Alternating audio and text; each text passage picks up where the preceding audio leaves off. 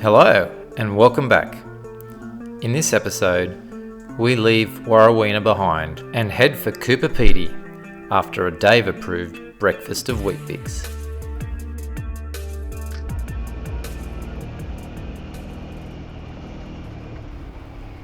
As we were about to leave Warrawena, Dave spotted a shortcut on the map that would see us detour around a boring tar section. And what a great detour it was.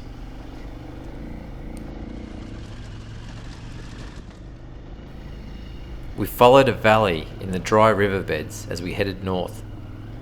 Today we would be following the old Ghan railway line. This route is filled with historic reminders of the era of steam trains.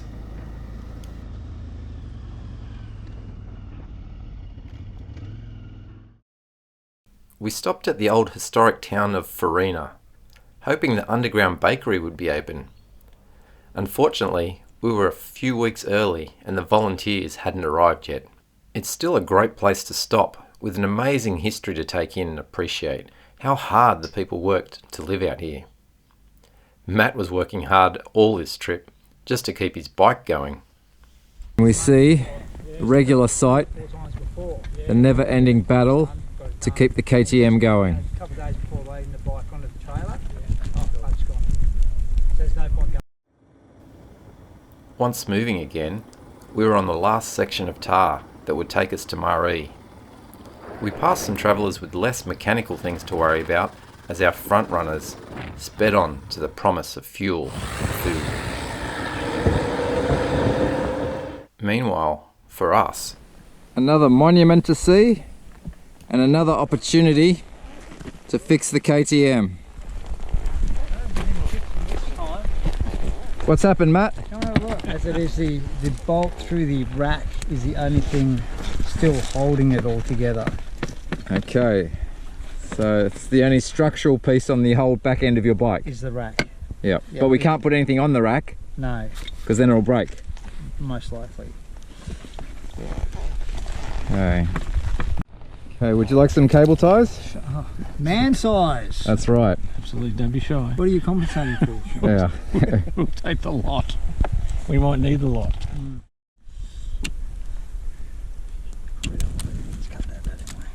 Okay, so we've got tyre levers here and here. They're cable tied to the frame. We've also taken some of the pressure off the back by mounting straps from the rack to the frame here, which is still structural. Otherwise, I think we're ready to put it back together. Well done, boys. And I suggest everyone ride in front of Matt now so we don't have to put up with this. That's not bad for how long we've been here.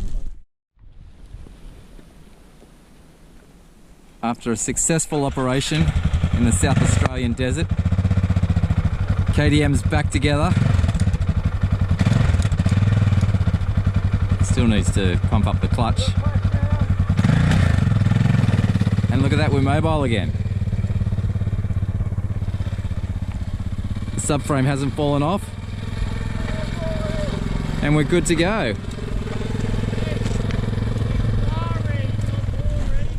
After stopping at Maree, we began our journey along the Oonadatta track. Our first stop was Plainhenge to check out the desert artwork.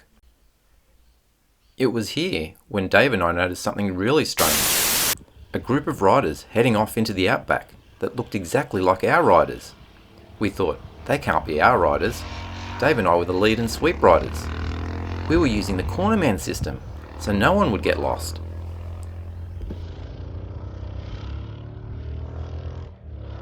The cornerman system is a very simple system of keeping everyone together on a ride.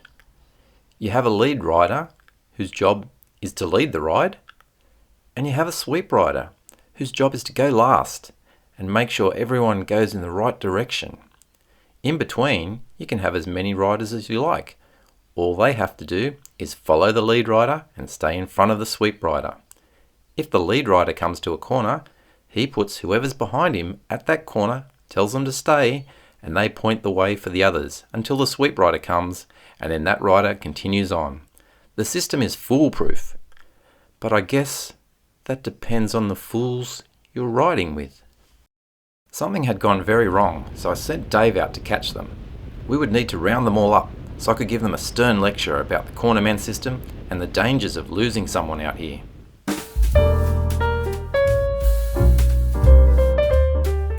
Finally, David caught them, and we all pulled off the road to check out Lake Eyre. But I still had one question. Where's Scott? We were a man down. The cornerman system had failed. Something, or someone, had failed in their job, and now everyone was asking, where's Scott? We consulted the maps to work out where he could have gone. We stopped at all the old ruins and buildings we came across, hoping to find him. We looked high and low, and even ventured into the wastelands, hoping to find Scott. We were starting to wonder where he could be. Would he push on by himself the whole way to William Creek? We didn't know, but that didn't stop us looking for him. Every time there was something at the side of the road, an old building, an old railway station, we were there, hoping to get a glimpse of Scott.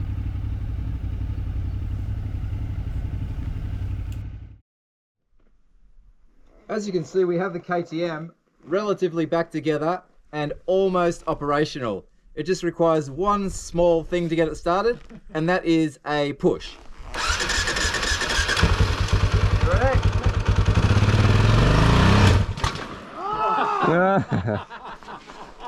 And it leaves a little bit more of a push. You ready?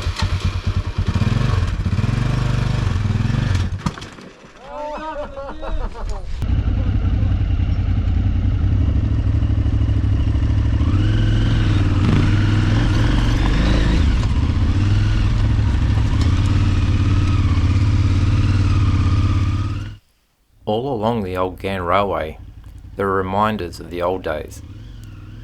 These stations and sidings were dotted every 50 or so kilometres, some in ruins, others in great condition. We became very familiar with their standard layout as we continued our search for Scott and slowly made our way towards William Creek.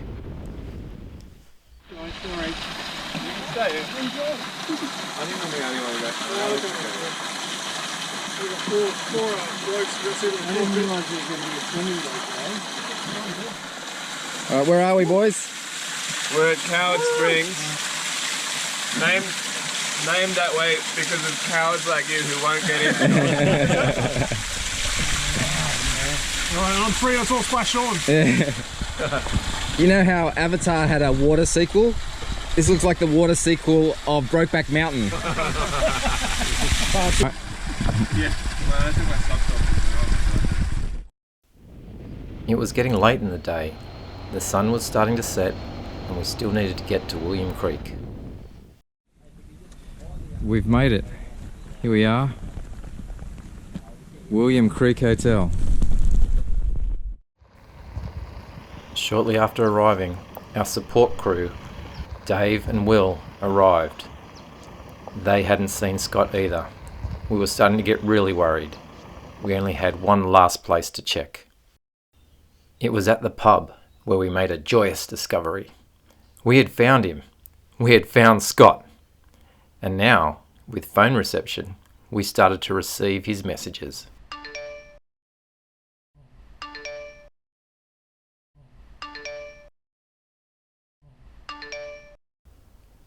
We were all so happy to see Scott again. We had a few drinks with dinner and settled into our modest accommodation for the night. In the morning, it was time for some shonky engineering. Alright, quiet and set.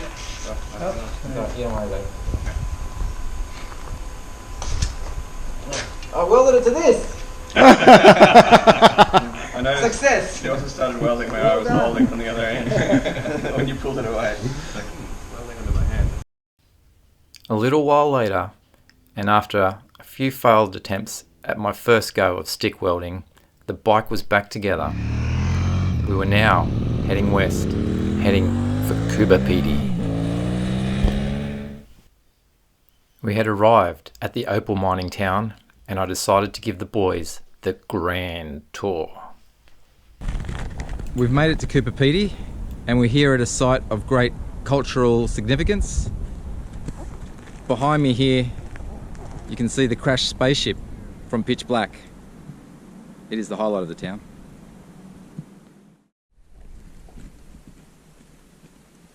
This is how far underground we are at our campsite in Coober Pedy. There's underground camping. Not sure how much is showing up on the camera, but I think I can turn a light on. I'll get set up and I'll show you what this underground camping's all about. Matt, how's your tent? This is our digs for the night. Literally. Digs? Yeah. Pun intended. Pun intended. Very Yeah, nice. well, we won't get wet. Exactly. Well, I don't know. And Dave, how's your digs? Pretty good, thanks. I've unfortunately got the smallest tarp known to hardware stores. Yeah, does it fit your sleeping apparatus? Just. I've got an inch either side Okay. where it won't fit, but that's okay. Well, an inch is important. Yeah.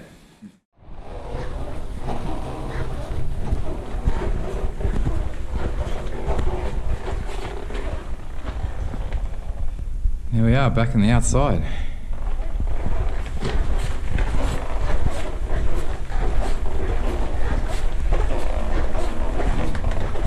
Oh, my eyes.